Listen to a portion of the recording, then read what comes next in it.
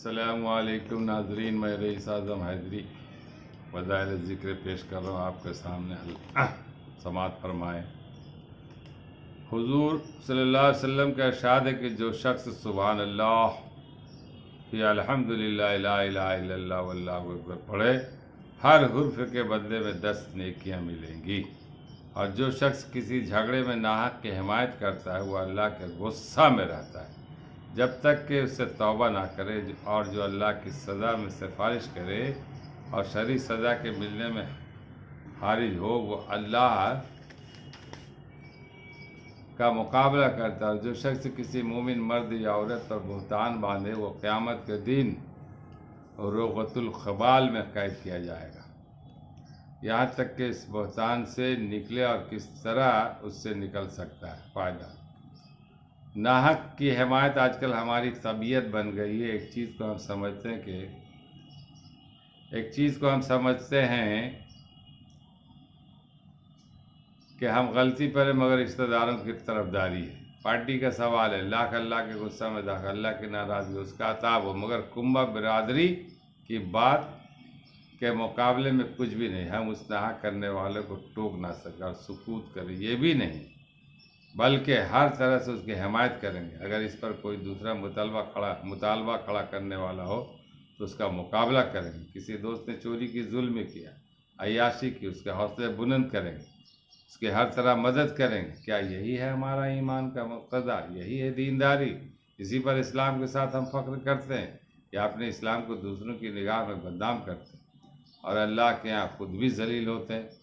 एक हदीस में है कि जब जो शख्स असीबत पर किसी को बुलाए और असबियत पर लड़े वो हम में से नहीं। दूसरी हदीस में है कि असबियत से ये मुराद है कि जुल्म पर अपनी कौम की मदद करे। रोगतुल ख़याल वो कीचड़ है जो जहन्नुमी लोगों की लहू, पीप वगैरह से जमा हो जाए। किस कदर गंदी और अजियत देने वाली जगह है जिसमें ऐसे लोगों को कैद कर दिया जाएगा जो मुसलमानों पर बोहतान बांधते हो। आज दुनिया में बहुत सरसरी मालूम होता है कि जिस शख्स के मुतालिक जो चाहा मुंह भर कर कह दिया। कल जब ज़बान से कही हर बात को साबित करना पड़ेगा और सबूत भी वही जो शरअन मुतबर हो, दुनिया की तरह नहीं कि चर्ब लसानी और झूठी बातें मिलाकर दूसरे को चुप कर दिया जाए। उस वक्त आँखें खुलेंगी कि हमने क्या कहा था और क्या निकला।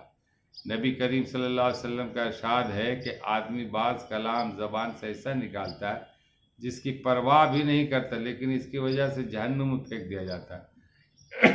एक हदीस में है कि आदमी बाज़ी बात सिर्फ इस वजह से कहता है कि लोग ज़रा हंस पड़ेंगे, लेकिन उसकी वजह से इतनी दूर जहन्नुम में फेंक दिया जाता है जितनी दूर आसमान से ज़मीन। फिर इरशाद फरमाया कि ज़बान की लग़ज़िश पाँव की लग़ज़िश से ज़्यादा सख्त है। एक हदीस में है जो शख्स किसी को किसी गुनाह से आर दिलावे और वो खुद मरने से पहले उस गुनाह में मुब्तला होता है। इमाम अहमद रहमतुल्लाह फरमाते कि वो गुनाह मुराद है जिससे गुनाहगार तौबा कर चुका हो। हज़रत अबू बकर सिद्दीक़ रज़ी अल्लाह ताला आपकी ज़बान मुबारक को पकड़ कर खींचते थे कि तेरी बदौलत हम हलाकतों में पड़ते। इब्नुल मुनकदिर रहमतुल्लाह अलैह मशहूर मुहद्दिसीन में हैं और ताबे हैं। इंतकाल के वक्त रोने लगे। किसी ने पूछा क्या बात है? फरमाने लगे मुझे कोई गुनाह तो ऐसा मालूम नहीं जो मैंने किया, इस पर रोता। कोई बात ऐसी हो गई हो जिसको मैंने सरसरी समझा और वह अल्लाह के नज़दीक सख्त है। अल्लाह ताला हम लोग को बेलगू बातों से परहेज़ करना चाहिए। किसी की हिमायत में गलत बात करने से ज़बान को रोके रखना चाहिए। कितनी वईदें हैं और हम लोग दिन रात हंसी मजाक में बहुत तरह की बातें बुझा देते हैं और उस पर हम लोगों की जो गिरफ्त होगी, पकड़ होगी, अल्लाह ही हिफाजत फरमाए। अल्लाह ताला हम लोगों को पढ़ने और सुनने से ज़्यादा अमल करने की तौफीक अता फरमाए। वमा अलैना इल्लल बलाग। मैं रईस आज़म हैदरी, कोलकाता, इंडिया। अस्सलाम वालेकुम। इस वीडियो को दूर तक फैलाएं, ये भी एक सदका जारिया है।